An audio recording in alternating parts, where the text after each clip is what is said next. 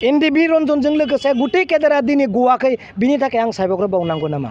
दिनै सासेबो बेकार सेंग्राफ्रा सासेबो लाइमोनफ्रा सासेबो एनडिफ्रा दिनै साख्रि मोनाखै बिनि थाखाय आं साबायखर बावनांगौ मा? नोंथांमोननि चेनेलनि गेजेरजों बयबो रायजो राजाया नुगासिनो दङ दे जोंहा डिलिमिटेसननि जिथु समस्या बयबो बर' माहारिया दिनै मोनसे गिखांनाय मोनदों आरो बे गिखांनाया मा जोंनि भबिष्यतआ मा जाहैगोन बेखौ बयबो मिथिगौ।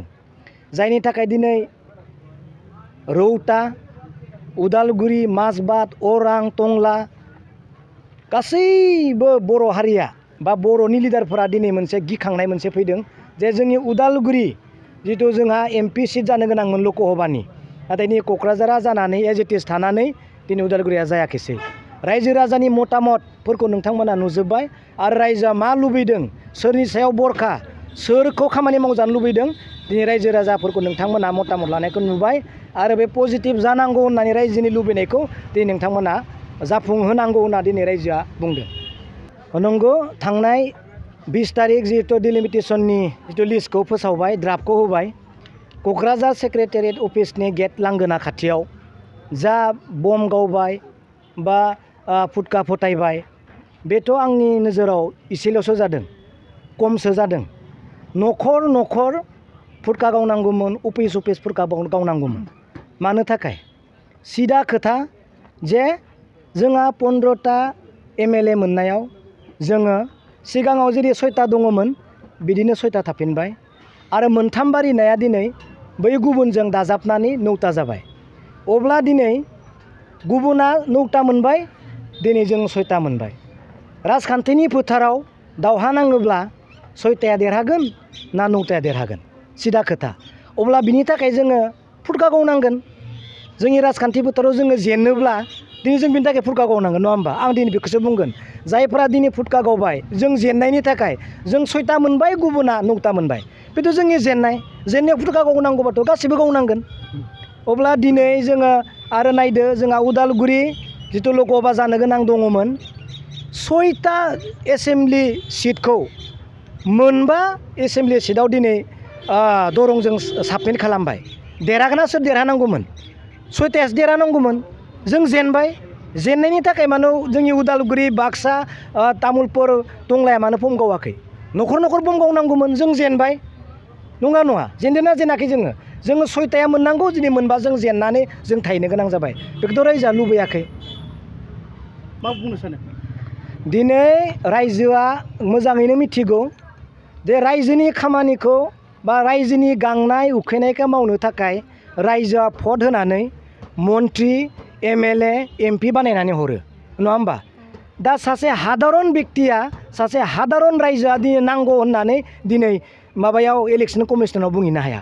बेखौ मावनांगौ खामानिया सोरनि? MPनि MLAनि नङा नङा चिफनि BTC चिफनि। दिनै बिनि मावनांगौ खामानिया सोर?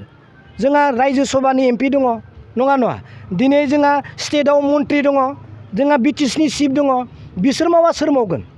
नङा नङा बिसोरसो मावनांगोन। दिनै रायजोआ जिखौ लुबैनानै हास्थायनानै दिनै भट होनानै हरबाय बिथांमोना रायजोआ बे MCLA EM मिनिस्टार बिथांमोननि सायावनो दिनै निर्भर। अब्ला दिनै जोङो रायजोनि मतामतजों खारोब्ला जों सोरखौ दाय हमनो नङा होमबा? बेनो आरो उदालगुरि जायालाफानो जुदि दरं जुदि जामारोब्ला बिनि दाया सोरनि जागोन? आङो दा बावैनो बुंखाबाय एसे आगोलावनो जे मावनांगौ खामानिया अफिसियेलि बियो EM सोरबा चिफ MLA आरो MP आरो मिनिस्टारफोरनि। दिनै रायजोआ नांगौ होननानै मिथिखानानैबो जुदि एसेम्ब्लियाव थाग्रा MLA MPफोरा जुदि बुङाब्ला दिल्लीयाव थानाय रायजो सभानि MPआ जुदि बुङाब्ला स्टेटआव थानाय सासे स्पिकारा बुङाब्ला स्टेटआव थानाय मिनिस्टार MLAफ्रा बुङाब्ला सासे हादारन रायजोआ थांना बहा बुंहैनो? दायनिगिरिया सोर? BTC दिनै गभर्नमेन्टआव रुलिं गभर्नमेन्टआव सोर दङ? बिथांमोना बुंनांगोन। BTC गभर्नमेन्टआवसो सोंगोन BTR गभर्नमेन्टआवसो सोंगोन बेखौ नांगौ ना नाङा?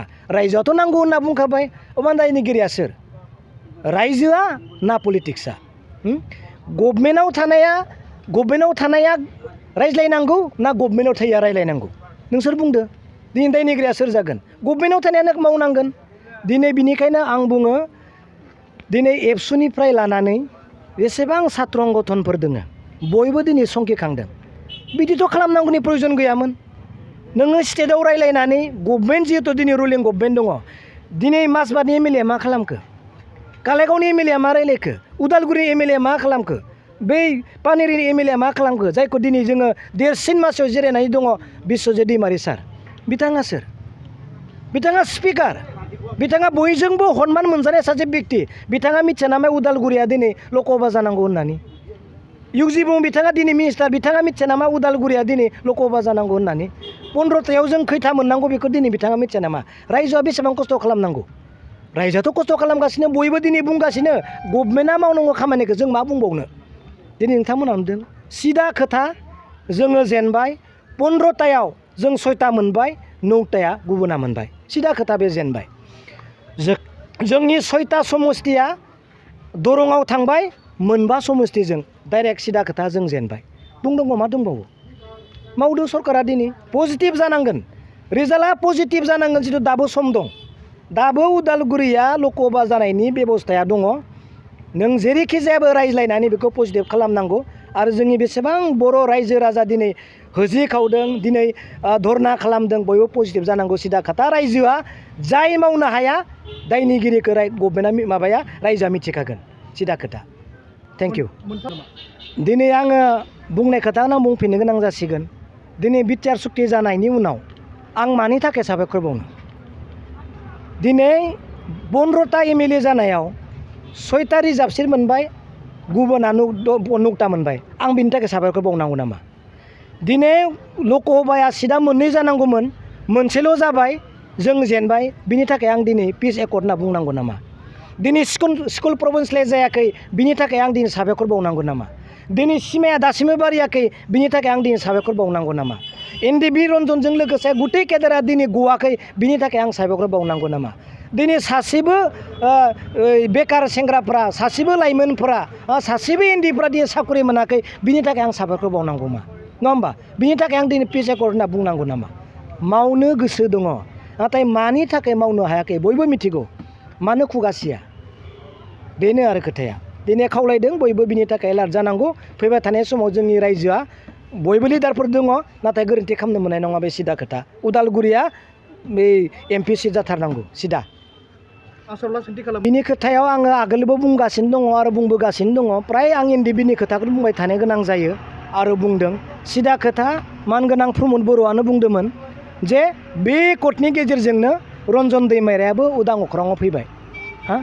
दिनै फैदों होनबा नोंसोर सोंदो सों प्रमद बर'नियाव सोंदोब्रा नोंसोरो मिडिया जानानै जे नोंथाङा दि बुंदोंमोन जे उदां अख्राङाव रन्जन दैमारिया बे एकर्डनि गेजेरजोंनो फैबाय नोंसोर सोंदो सोंनो हाया होमबा नोंसोरो सोंदो हा बयबो न'खर न'खर एनडिबिनि बिमाफोरनो जों गथ'फोरखौ समजायना हैगोन होनना बुंदोंमोन बेखौ सोंदो आंथ' मा बुंनो बै इउजि ब्रह्म सारनियाव सोंदो जे मेगन खाथेनानै मेगन मिसिबनानैबाबो रन्जन दैमारिया जोंखौ फोथायना सुयो होबाय बिनियाव सोंदो मिनिस्टारनियाव आं मा बुंनो हानो बिसोरसो दायथ' लादोंमोन दा जों रायजोआथ' पजिटिभखौ मोनाखै बेनो आरो थेंक इउ